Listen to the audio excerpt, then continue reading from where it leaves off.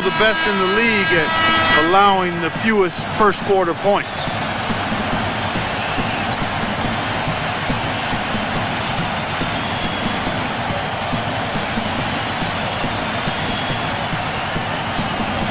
Going back to the Pacers once more, you knew they wanted to emphasize defense each game, and Steve, they would always come out and get right in the offensive player's face to start the game.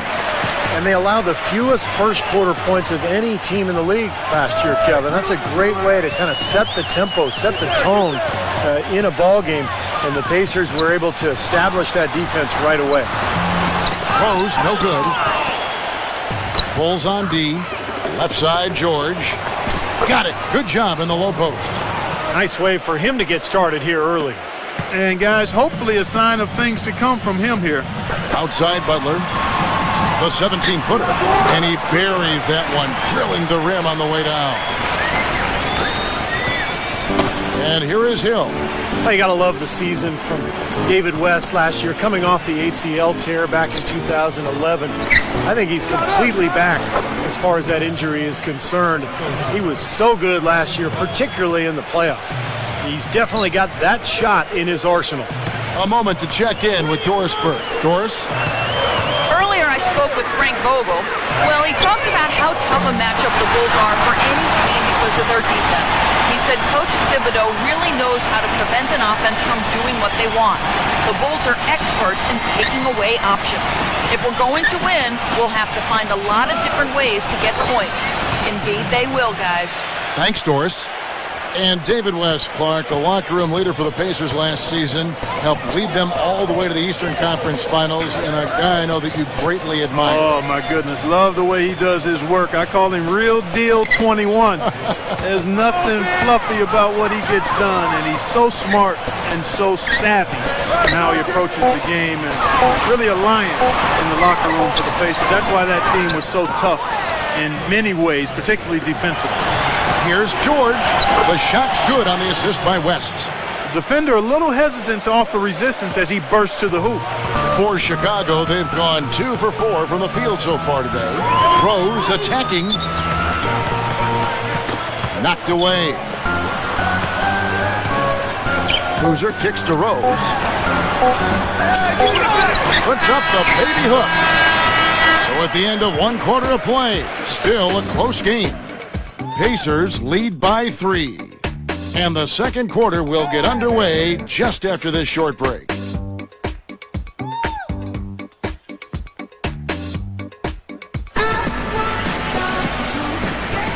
And so far it's been a closely contested game as we get the second quarter up and going. And let's quickly break down the game, guys, we have seen from Indiana. What do you think? Yeah, this team is on the same page, no question. They're right where they need to be offensively. And they're hitting their scores with on-time and on-target passes, too. That's fun to watch. On offense, here are the Pacers. It's a three-point game. Watson kicks to Stevenson. Deflects the pass. It's stolen by Dunleavy. Right side Rose. And he slams that one down. Textbook example there of how to use defense to create offense. Yeah, beautiful transition play after the steal all the way to the basket. Wasted no time going from defense to offense. It feels like they're starting to pick up the intensity as the game itself starts to get a little more tight and close. People have talked about the defensive renaissance in Chicago as a big part of their turnaround, and that's accurate. Tibbs has done wonders for this team defensively, but another aspect is that they've had one of the deepest benches in the league the past few years, too. Granger kicks to Watson. Stevenson. He passes to Hibbert. It's stolen by Heinrich. And here we go. The Bulls fast break. Heinrich's got the ball. The offensive rebound. Good on the shot. That's 7 points for Derrick Rose. Seems to me that anytime the game is on the line, he's perfectly willing to be the hero, or the GOAT for that matter. And that's what it takes to be clutch in big situations. You can't be afraid to fail. Steve, it has to be said here that he operates the pick and roll to perfection. I mean, he delights in running unwitting defenders or blindside picking guys so that he can end up rolling into a basket. Now here's Gibson. No scoring yet from him, but that's likely to change. nice back and forth this first half. Well, 5 lead changes early on, guys, as we grapple back and forth. This could be a back and forth game all the way, guys, the way it's being played. This is fun to watch. Go back to what you said, Clark, about Chicago. It is a credit to them that they've been able to constantly add or draft talent that is ready to step in for them, and Steve contribute off the bench. Yeah, no doubt about that. You think about Taj Gibson, a late first-round pick. Jimmy Butler last year really emerged as one of the best young players in the league. Great story.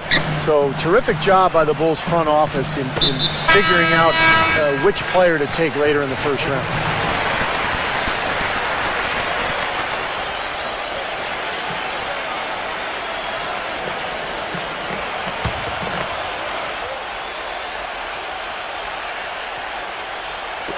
Six seconds left to play here in the second quarter. This one for three. Got it off in time, but it's no good.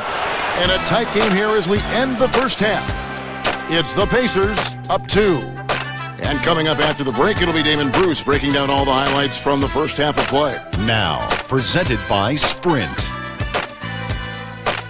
Welcome, fans. We've got a close game going on out in Chicago. Indiana with the lead against Chicago. And nice teamwork offensively. Moving the ball around, what a great way to play. David West playing well in the first half. Also into the mix, Paul George. The Sprint Halftime Report, presented by Sprint. Well, we see here outside the United Center a statue of the Great One, Michael Jordan. Welcome back, everyone, to the Windy City. Kind of like what Derrick Rose has done in this game. Yeah, he had a sensational first half, which was made, I think, even more significant given the amount of extra defensive help was paid to him. Yeah, but for him, it's nothing out of the ordinary. I mean, we don't expect anything less. And I'll bet he continues to do the same kind of damage through the final 2 quarters.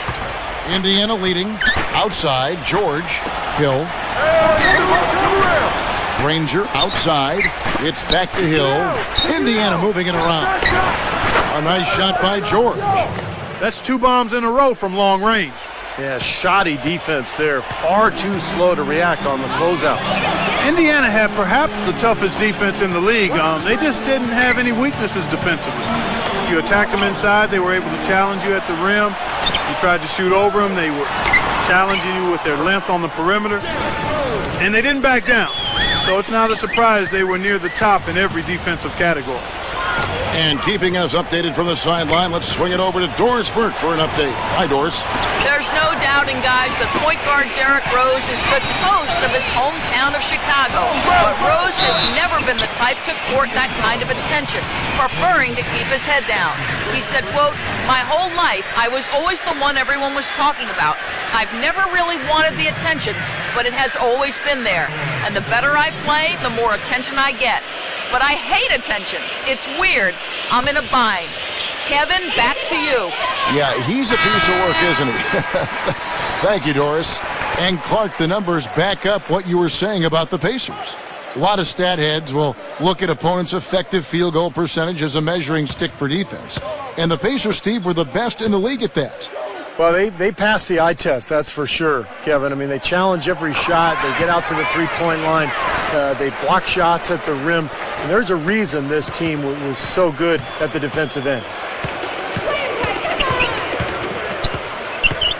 Here in this third quarter, just over a minute play. Here's West. And Boozer with the block. Heinrich against West. Heinrich passes to Butler. Butler off a pick from Boozer. Heinrich dishes to Boozer. And a great assist by Heinrich as that one goes in. They got on this roll a while ago, and they just haven't looked back. Here's Hill. Quiet so far offensively, searching for his first points of the game. West inside. Oh, and they get in the way of the alley-oop. Not to be. Good play defensively. Butler kicks to Dang. And the best it could. Dang's got his first points in this one. Some big points there. I mean, they got him on a nice play to get the ball right to the bucket. That's what they're looking for down the stretch, Clark. More of the same. Get it inside. A huge slam, the perfect end of the fast break. Guys, that's simply superb. Ball pressure, a run out, and then a dunk in transition. Exactly, Clark, what they wanted. The aggressive defense to lead to. Yeah, points in transition. That's why you want to make the other team feel uncomfortable handling the ball, because you can get easy points out of it at the other end.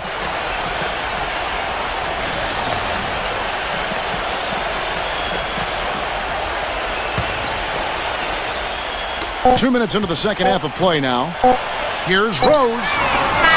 Shot misses. And that's going to do it for the third quarter. Bulls lead by 5. And we're coming back in just a moment. Get ready for the fourth quarter. All right, we welcome you back to what's been a hard-fought battle. Fourth quarter should be good. And a closer look here at the hustle stats for the Bulls. Boy, their hounding, harassing effort at the defensive end, very impressive. And they forced quite a few turnovers as a result. And the other thing they're doing, Clark, is scoring a lot of points off turnovers, forcing mistakes and cashing in. Hill passes to Granger. Good, and it's Hill picking up the assist. Granger's got the first points up on the board here in the fourth for the Pacers. Here's Rose. The feather touch on the finger roll. Beautiful. And they're making a statement here, guys, going inside for 8 of their last 10 points. Time to man up on D and stop these free runs to the rim. Good. They're getting a bunch of their points outside of the paint. 3 of their last 5 buckets are from three-point range.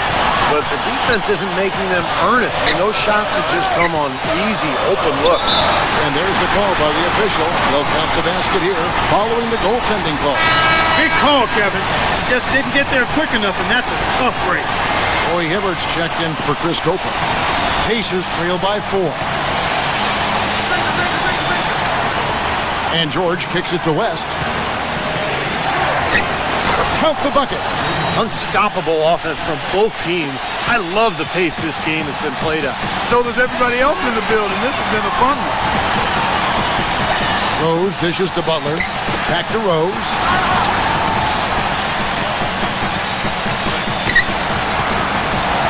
And stolen by Hibbert. It's George on the wing with the lead pass. Well, you allow them to get right to the rim like that. That's your only option. Yeah, I think you got to foul them, and free throws are better than a layup.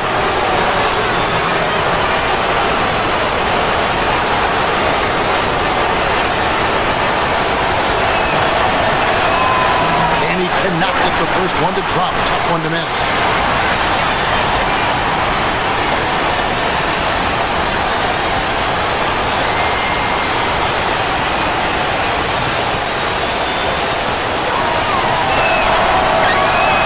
Off as well, so he misses both. Now Butler. I think we'll see them burn the clock a bit here. You know, I think that's probably a smart move. I think so too. Outside, George. It's good. This game is all even. Oh, what a clutch shot. That could be the difference maker. Big, big moment in this game. And it's Rose penetrating.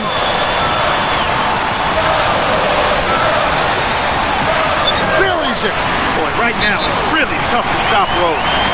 And the Pacers call time here.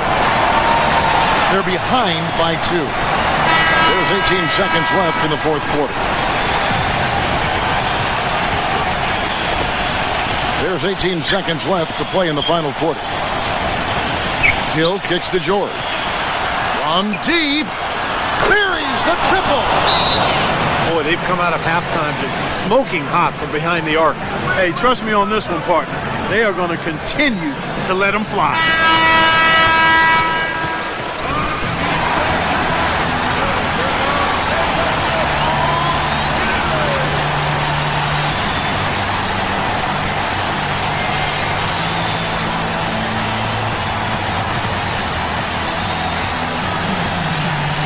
Last quarter of play, about 2 minutes in now. Rose passes to Deck. Misses the tray. So a close game sees Indiana take this one. Well, they don't get